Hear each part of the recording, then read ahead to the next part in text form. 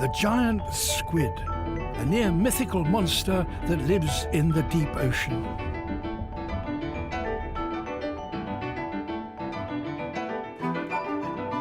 There are other creatures there, so strange and bizarre they could come from a nightmare.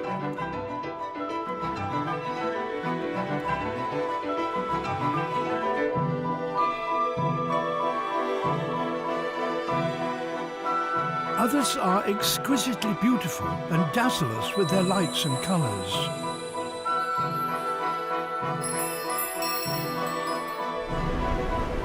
Almost all live at depths of around 1,000 metres that we've only just begun to explore.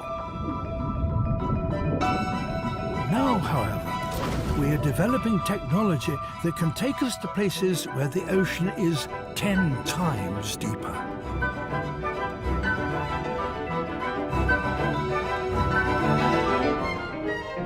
An international team of scientists is setting out to discover what, if anything, lives at these much greater depths. Down there, the water pressure can be 1,000 times that at the surface, and there is little food.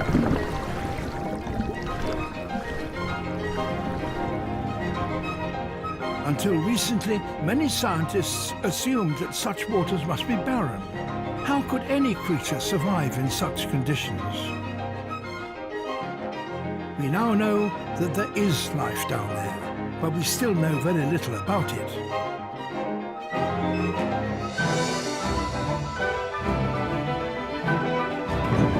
This is an expedition to explore the Earth's deepest frontier.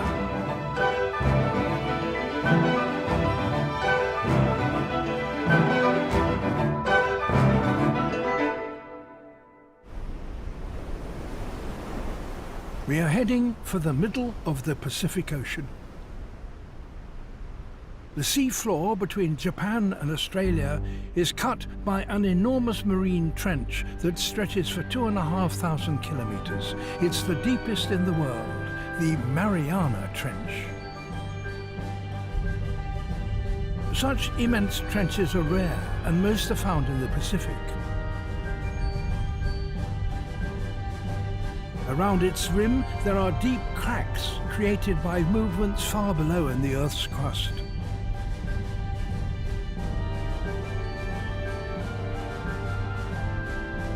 At many points along them, that has created a series of underwater trenches.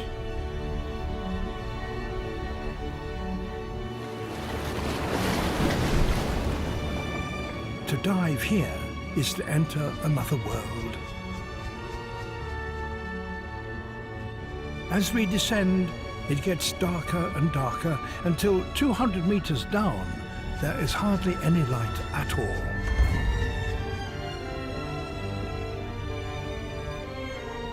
Many of the creatures living here have huge eyes that enable them to gather what little light there is.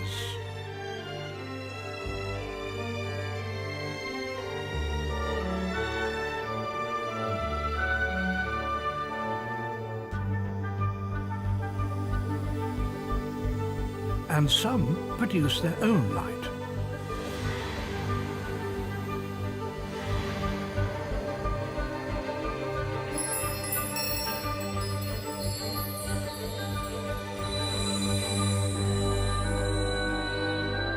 Below 1,000 meters, there is no sunlight whatever.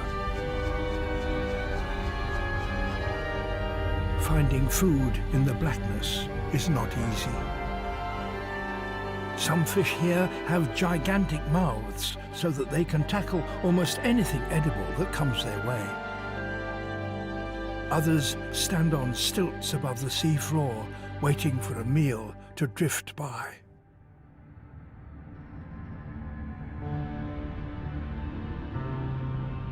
The pressure in these black depths is immense.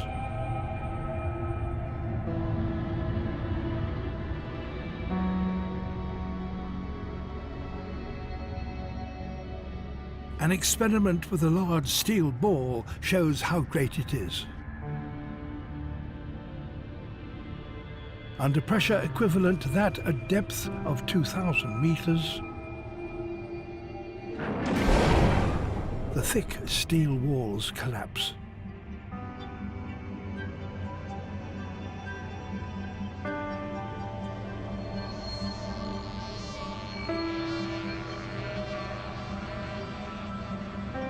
How can animals living in such conditions survive? The bodies of most marine creatures are largely made up of water, which is uncompressible, so such creatures are not crushed by it.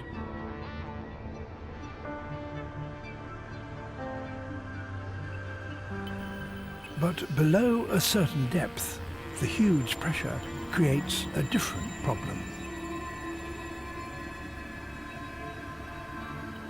Where the seafloor drops to more than 6,000 meters, the pressure is so enormous that it destroys the structure of the cells of which an animal is made. This part of the ocean is called the Hadal Zone, and here life is near impossible.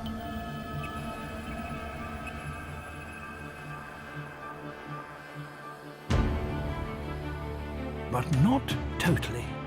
There are a few living things here, but they're very few and hard to find.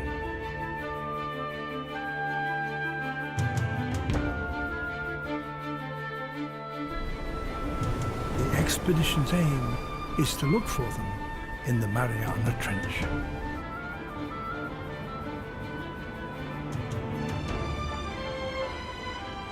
Scientists from one of Japan's leading deep-sea research institutes are leading the project.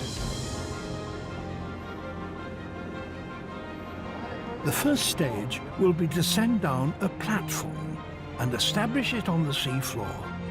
They call it a lander. It carries a high-resolution camera specially modified to work at these extreme depths. Pieces of raw fish are attached to one of the lander's arms to attract any deep-sea creatures that might be down here. I'm not sure what kind of marine life we'll be able to capture on camera, but fingers crossed. The lander is ready to go.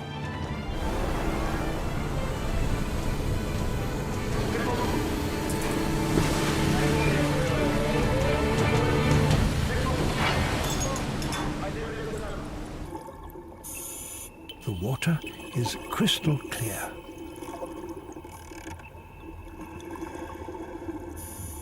Slowly, the lander descends.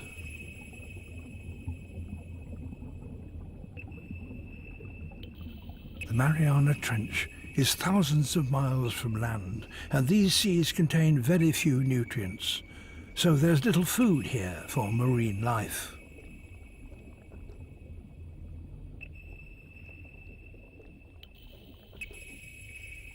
Nearly 3.5 hours have passed, and at last the lander is nearing the bottom. It's over 8 kilometers deep. Here, the water pressure is 800 times that at the surface. What kind of creature could survive here?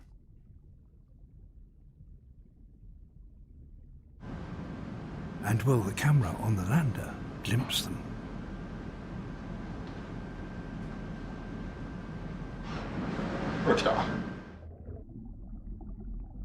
They recognize them. They're amphipods, shrimp-like creatures about 3 centimeters long. Until now, they have only ever been found in the Hadal Zone.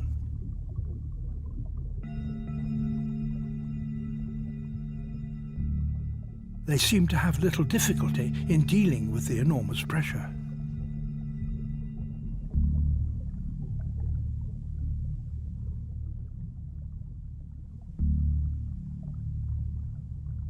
The lander's camera is programmed to be turned on for an hour every 3 hours. Now the team will have to wait until it switches on again. Wow, look at that! There's been an extraordinary change. The bait is covered in amphipods.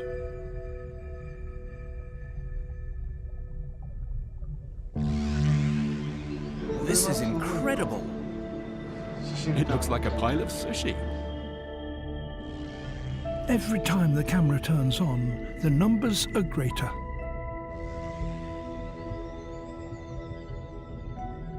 The amphipods has stripped the fish bait down to the bones, but the amphipods themselves might now attract other hungry, bigger creatures. The scientists watch intently.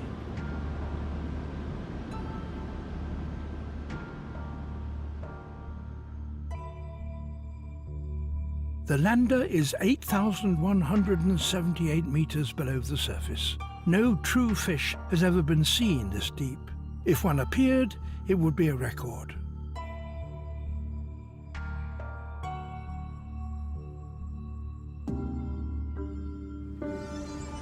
The lander has been sitting on the seafloor now for 18 hours.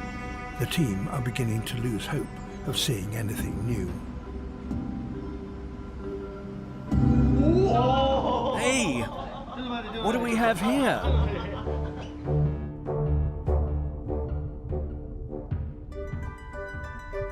This is a strange-looking creature, and it seems to be some kind of a fish.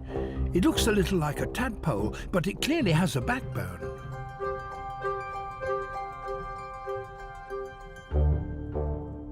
It's about 20 centimeters long and must be a fish of some kind.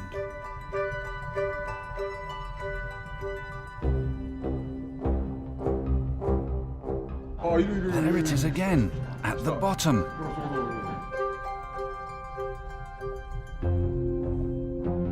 The researchers think it may be the same species as one discovered in another part of the Mariana Trench by another team 3 years ago. It's known simply as the Mariana snailfish.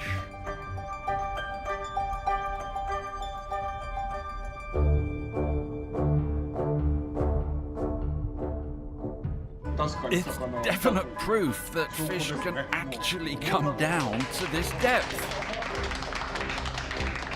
We did it! Only one fish was found in the 18 hours. It must mean the population density is very low. That's probably what this indicates. When the lander was lowered again to 7.5 kilometers, it also recorded some exciting pictures.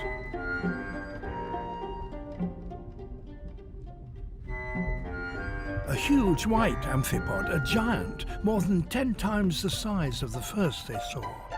It's called the supergiant amphipod.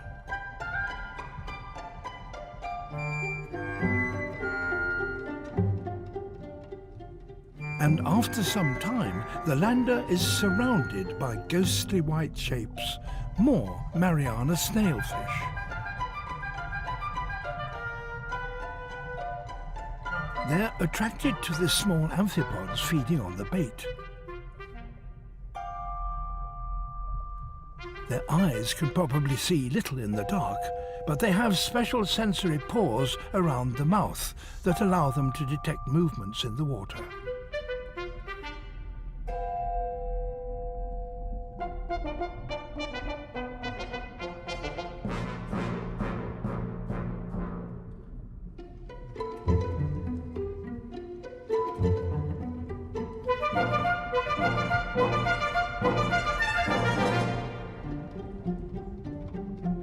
The snailfish appears almost waif-like, and yet it must be tough to withstand conditions here. No other fish is known to live as deep as this.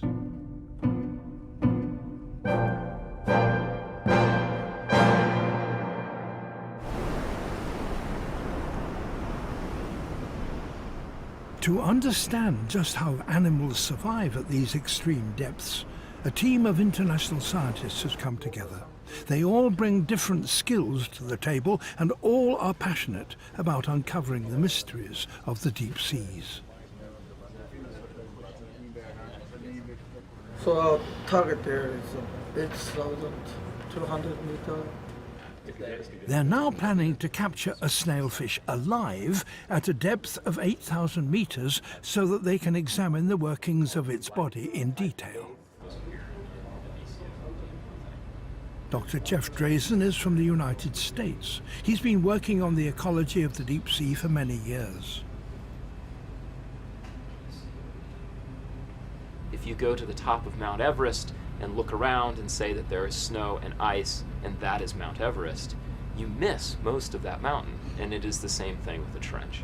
So it's very important now for modern hadal investigations to sample the entire trench, various depths and various different kinds of habitats within this place.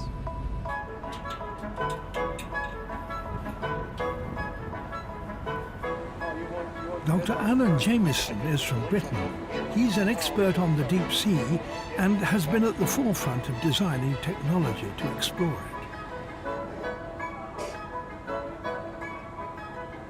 Okay, so we've got two systems that are going to be deployed today looking for the snailfish. The first one is a baited camera. We have baits on the seafloor here, and it's been filmed by two separate cameras. So this second system is a large fish trap, so this would lure a snailfish into the trap and recover physical specimens. Quite often the depths we're working at are so unknown that quite often we see things for the first time. And that's what's incredibly exciting. My passion. Deepest places. Places where no one has been before.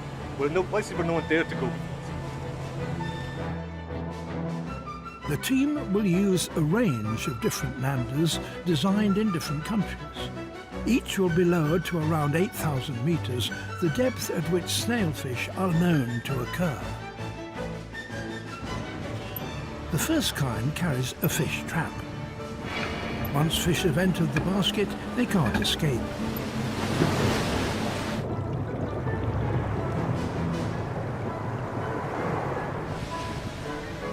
Next in line is the Edoko 1, also designed to catch animals alive and built by a group of small firms in Tokyo.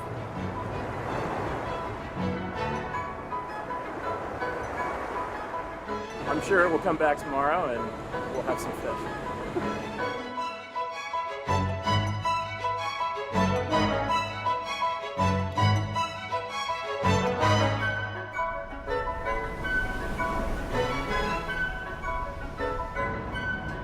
The next day, the landers are brought back to the surface.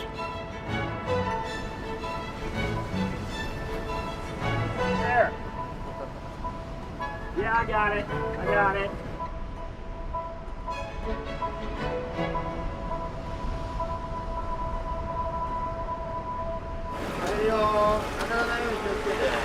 The first one up is Edoko 1. There's something trapped inside the net.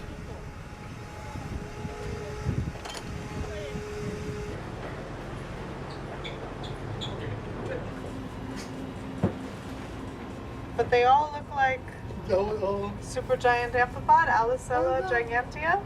7, 8, 9. Whoa. Standing. This is great.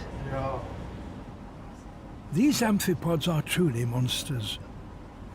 Like most crustaceans, their bodies are encased in hard shell-like armor, and they have sharp pointed tails. They use these tails so fish can't eat them. They use that. Fish tries to eat and gets poked. Yeah. All of this here is just oily fluid that helps it float. You'll see it in the videos, they kind of float. So there's almost no muscle there. Nothing to eat. The supergiant amphipods are the largest in the world and could grow to over 30 centimeters in length. How they do so is still a mystery.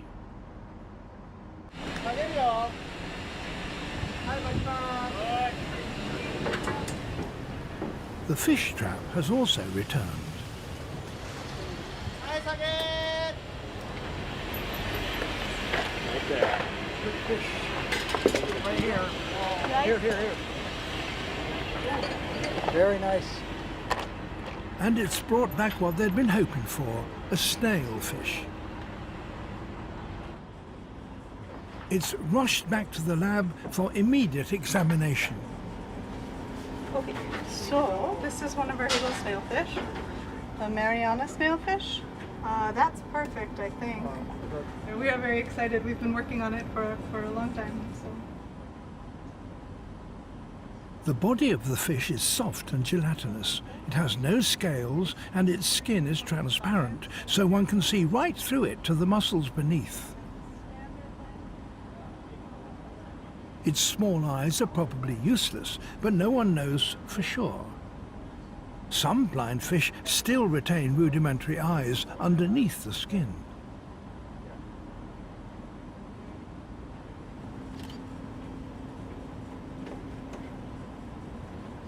So fish have a number of sensory pores on their heads, and you see them? Yeah. Most of the snailfish's pores are located around its mouth and are used for detecting movements in the water. But they go away very quickly. Magic disappearing pores, they're gone now. Okay. The skin is extremely delicate and the pores disappear almost instantly. The researchers quickly make a note of the position of each pore. And then this is underneath looking up, so this is the mouth here. On the underside of the jaw you can see lots of little holes, but there's some very, very small ones behind the eyes and coming down the sides of the head, like a little sensory, so it's vibrations within the water. The pores probably help the snailfish hunt for prey in the darkness of the deep. Even the tiniest movement made by a small crustacean will be picked up by these specialized organs.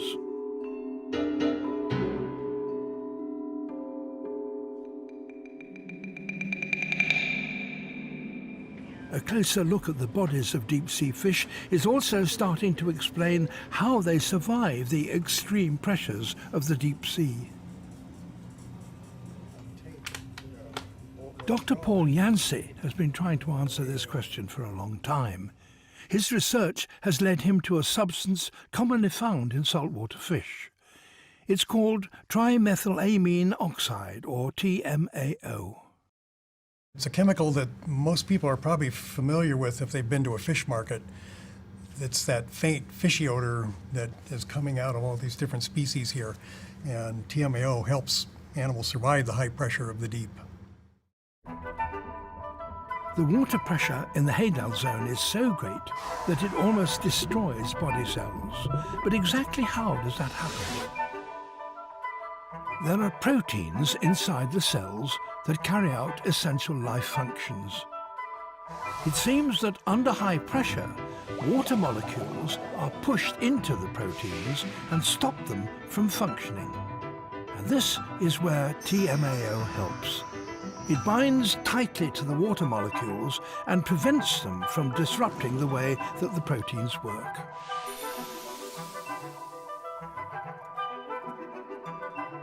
Dr. Yancey has discovered that deep-sea fish have higher levels of TMAO than others, and the Mariana snailfish has the highest of all.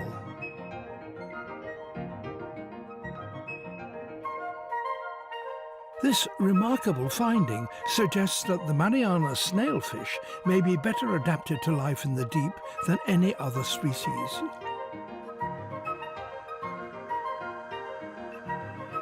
The Mariana Trench started to form around 50 million years ago. That's relatively recent in Earth's long history, but few creatures alive today seem to have evolved ways of surviving in its depths.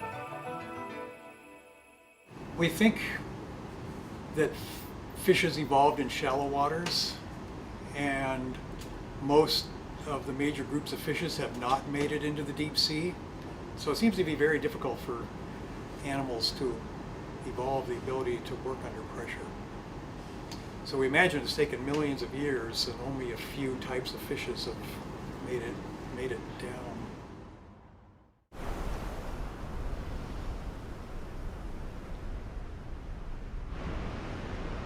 The team are preparing to launch another lander to get some more footage of the snailfish in their natural habitat.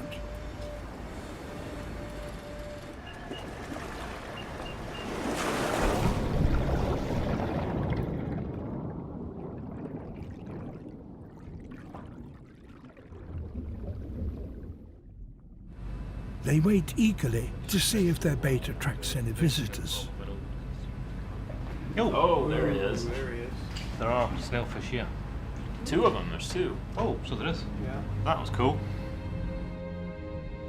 The lander has settled on the ocean floor at about 8,000 meters below the surface.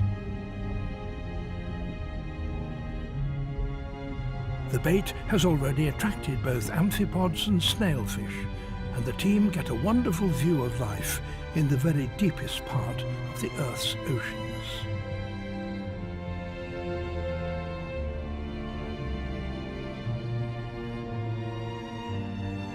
Look at that. He just ate. That's fantastic here. To their delight, the camera is recording a fish feeding on amphipods. It's just the kind of behavior that the researchers were hoping to see.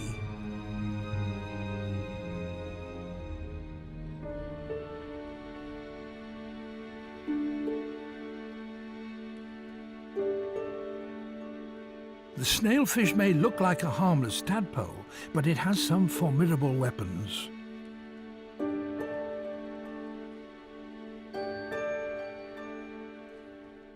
A CT scan reveals the details of its internal anatomy.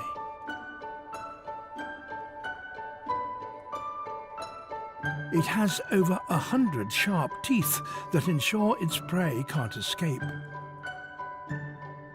And at the back of the throat, there is a second set of jaws with more teeth.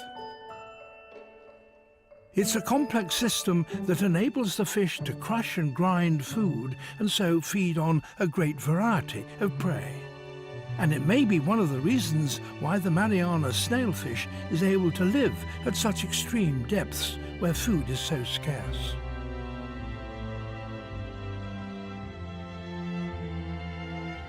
In the deep sea, you kind of don't know when your next meal will be, so you want to be adapted to eat anything that you can find.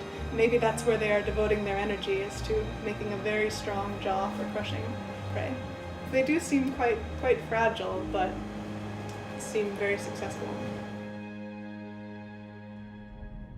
We are beginning to get some understanding of how the Mariana snailfish and other deep-sea creatures manage to survive in the deepest parts of our oceans. The first to gather at a fresh carcass are these scavenging amphipods. Following them come larger predatory amphipods.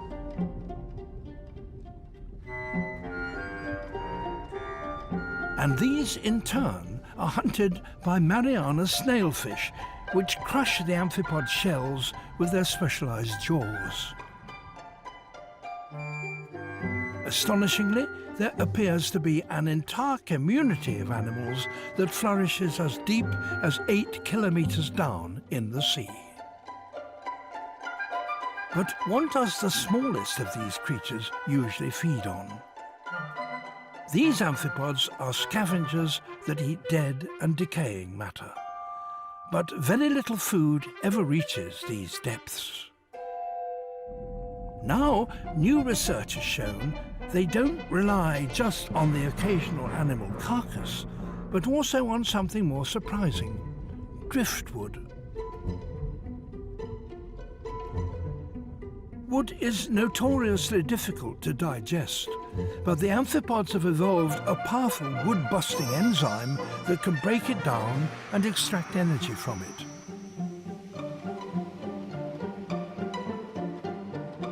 Chunks of wood do sometimes sink into the ocean trenches. These may form a significant part of the amphipod's diet and enable it to live where few other creatures can.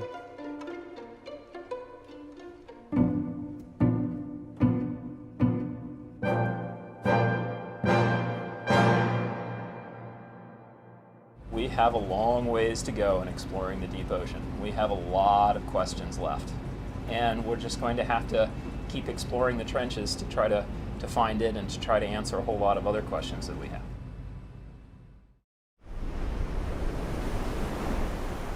The team are now heading for a location near the entrance of the Mariana Trench.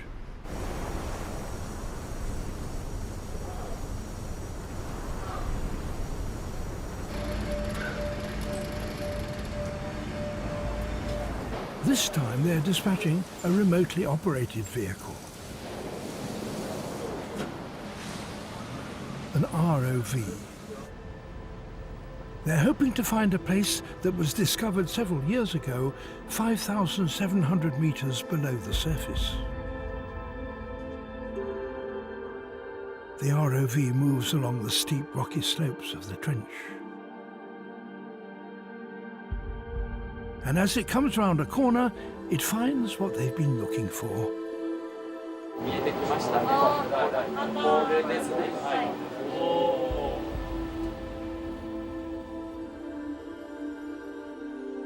It's a ghostly sight, resembling the stalactite formations in a dark cave.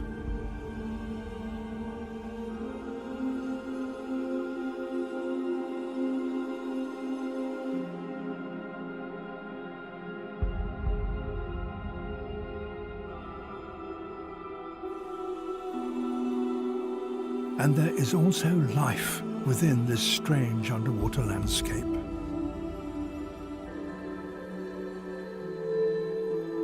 A tangle of deep-sea tube worms.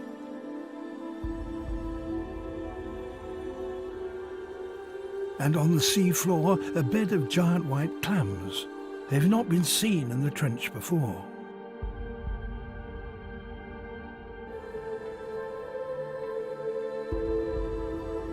All these life forms can only exist here because the water seeping from deep below is rich in dissolved chemicals, which can be converted into food by a whole community of deep-sea creatures.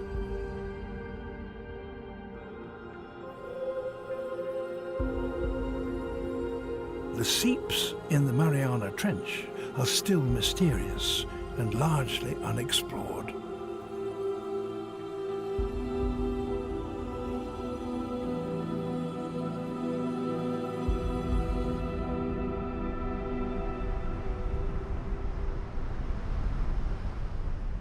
The expedition is now heading towards the deepest part of the Mariana Trench. It's a slot at the southern edge called the Challenger Deep. On the 23rd of January 1960, the US Navy made history by sending down the first manned deep-sea vessel into its depths. Its two-man crew sat inside a small sphere on the underside of the submersible. The rest of the ship was a float chamber filled with gasoline to give it buoyancy. And the two men who attempted the journey were Lieutenant Don Walsh and scientist Jacques Picard. The descent took nearly 5 hours, but they reached the bottom at a depth of nearly 11 kilometers.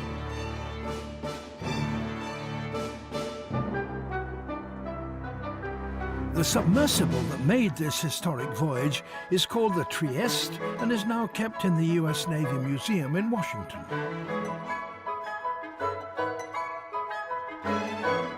Don Walsh remembers the epic journey well. As you can see, this window here is not straight ahead. It's pointed down at the seafloor. He claims to have seen something remarkable on the ocean floor. We had outside lights, which are on the bottom part of the balloon here. So we could see from here out to about 10 meters on the seafloor. Well, just before we landed on the bottom, we saw a flatfish, like a sole or halibut. Jacques was at the window. He said, "Come here, look, fish." And he moved away from the window. I moved up, looked at it, and that's what it looked like to me.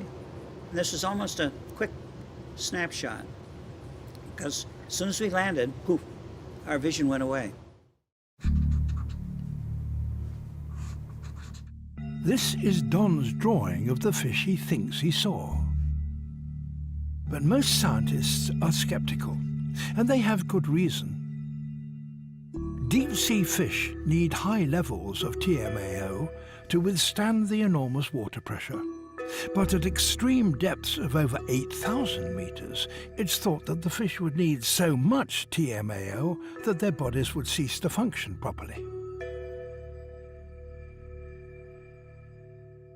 I know that many marine biologists, fish specialists, said we didn't see a fish because one couldn't live at that depth and so on and so forth. I'm willing to allow or admit that maybe we didn't see what we saw. But for now, until you can prove us wrong, I'll have to stick with fish because I know what a fish looks like. After the descent of the Trieste over 50 years ago, only unmanned vessels made the journey into the Challenger Deep. Then in 2012, film director James Cameron became the third man to descend to the bottom. In the small area of the trench that he explored, he saw a number of deep-sea creatures, but no fish. The question as to whether there are fish in the deepest parts of our ocean is a fascinating one.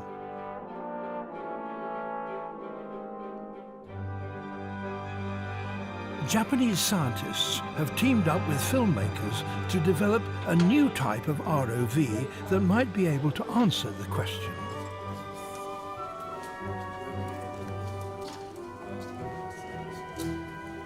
It's one that can move freely along the ocean floor at a depth of 10,000 meters.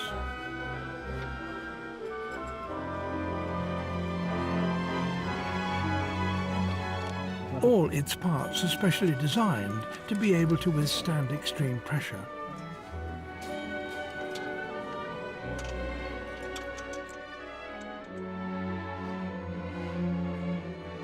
It's taken a whole year to complete its construction.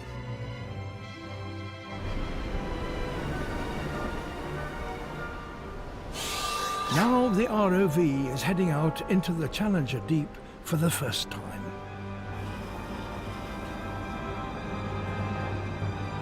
The engineers carry out the final safety checks.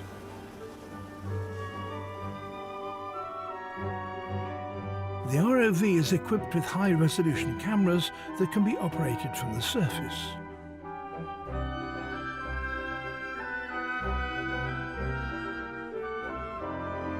It's a unique system where the ROV and its launcher are dispatched together. The two parts are coupled together during descent, lowered by a main cable from the mothership. At 7,000 meters, the smaller vehicle is separated from the launcher, and a 1mm fiber optic cable is now the only connection between the two.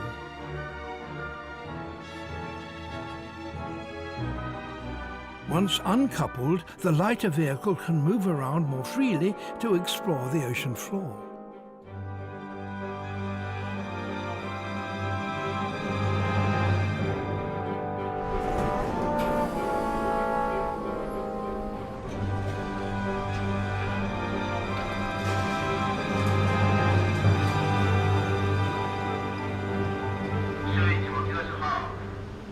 It's 4 in the morning.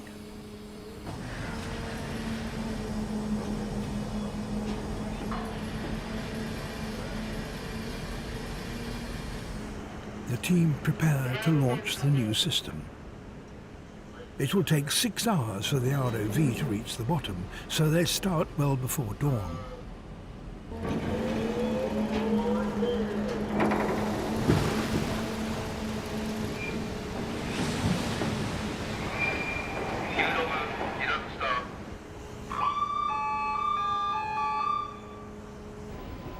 The ROV sends back images to the ship's control room as it descends.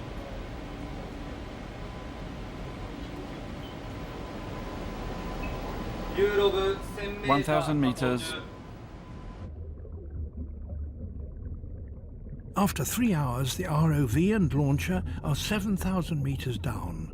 They will now be uncoupled. All systems go. Commence separation. Everyone is on edge. During testing, the thin fiber optic cable repeatedly snapped at this stage.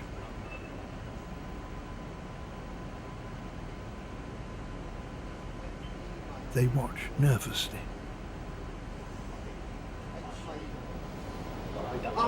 It's free. Keep going. Good. It's all right. Separation complete. Time 7:57. This is nerve-wracking. The uncoupling went without a hitch, and the ROV continues its dive to the bottom of the trench.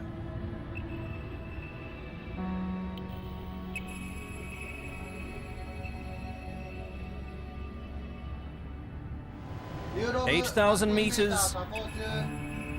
It's now beyond the depth at which fish can survive. –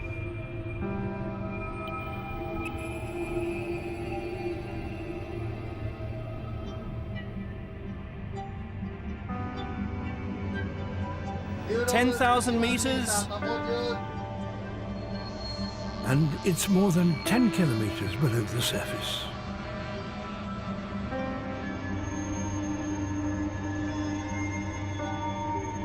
"50 meters to the bottom." The countdown to the bottom has begun. 30 meters. 5 meters. It's hard to see the seafloor. Are we seeing it? Ah, there it is. Yep. That's definite. But after 6 hours and 20 minutes, the ROV has finally reached the bottom. This is the deepest place in all the oceans of the Earth.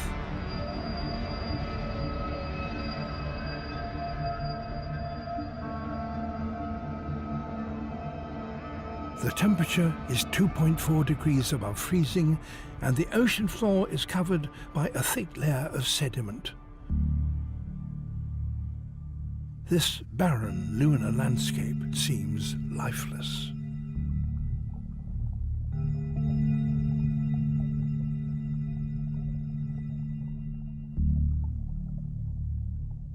The ROV slowly starts to move across the ocean floor.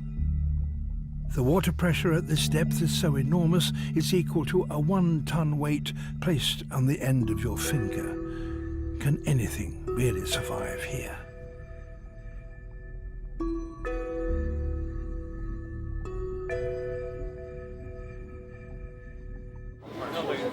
The team watch intently for any sign of life.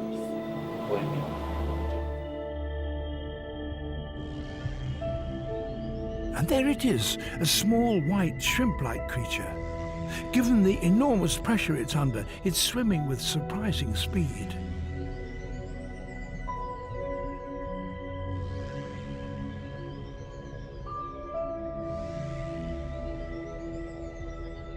It appears to be an amphipod.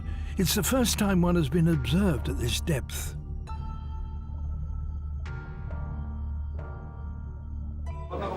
Here, this. The team have spotted something else.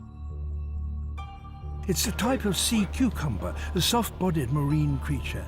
Its closest relatives are starfish and sea urchins.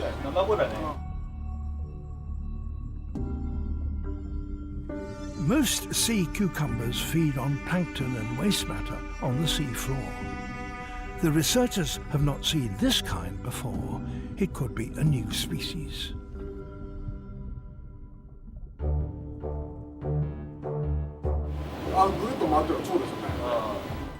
Then the ROV finds even more.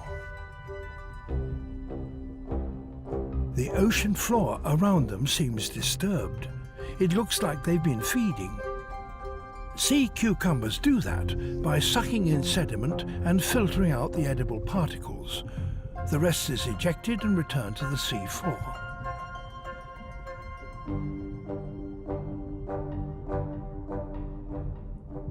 The ROV then continues on its journey.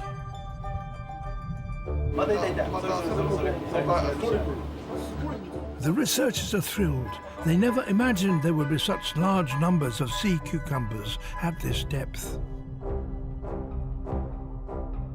These animals are all aligned in the same direction. That suggests that there is a current flowing along the bottom, and the sea cucumbers may be facing the flow to save energy.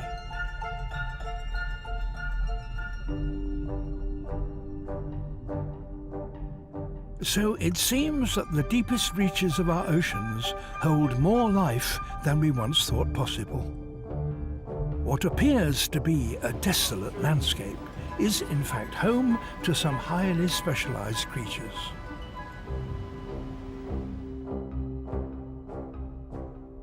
But how is it that sea cucumbers and amphipods are not crushed to death by water over 10 kilometers deep? Recent research has revealed that another chemical substance may hold the answer. It's been found in large quantities along with TMAO in deep-sea amphipods, and it's called silo-inositol. It has a flat molecular structure that may allow it to wedge itself between protein molecules and counteract the effect of water pressure. And silo-inositol may protect proteins in a way TMAO cannot. TMAO will only work up to a certain depth. In deeper waters, the proteins stick together and cease to work properly.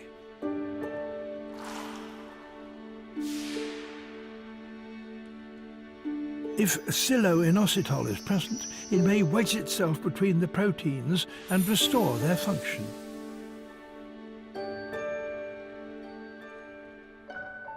We don't yet know whether other creatures that live in these depths have high levels of silo-inositol. And it's not inconceivable that some fish could make use of a substance like this. If so, then Don Walsh could have been right when he claimed to have seen one some 50 years ago.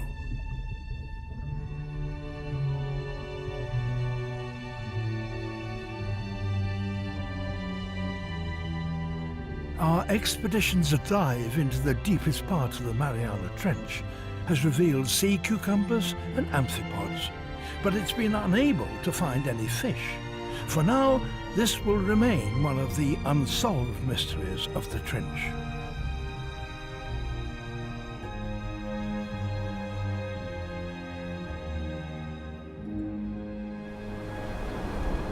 While deep-sea exploration has unraveled some of the mysteries of our oceans, one question continues to puzzle scientists. Where did the animals that live in the Mariana Trench come from? Dr. Hiroshi Kitazato has studied deep-sea creatures for many years and has an extraordinary theory.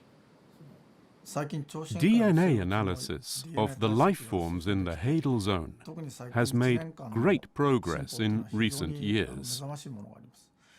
Based on those results, we can say with some degree of confidence that these creatures are likely to have come from Antarctic waters. In fact, the Mariana Trench and the Antarctic have one thing in common.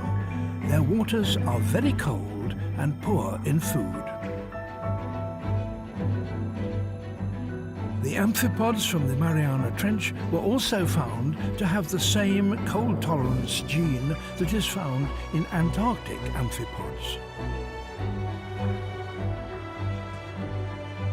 As for snailfish, they are common throughout our oceans, but they're more abundant in Antarctic waters, so the Mariana snailfish may have its origin in the Antarctic seas. There are, in fact, deep ocean currents that connect the Antarctic with the Mariana Trench.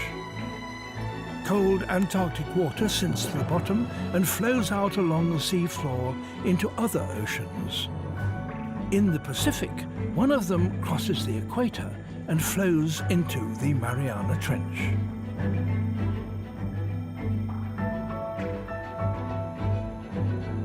Animals found in the Mariana Trench today could have made the journey by adapting to their new environments along the way.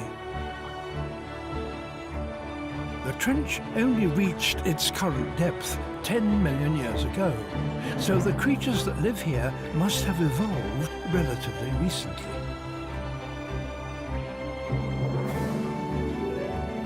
Only animals like snailfish and amphipods, already adapted to living in the cold, would have been able to make this epic journey.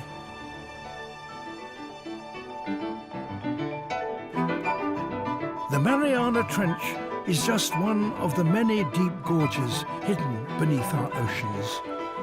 But it has given us a brief glimpse of some remarkable animals that manage to survive in one of the most inhospitable places on the planet.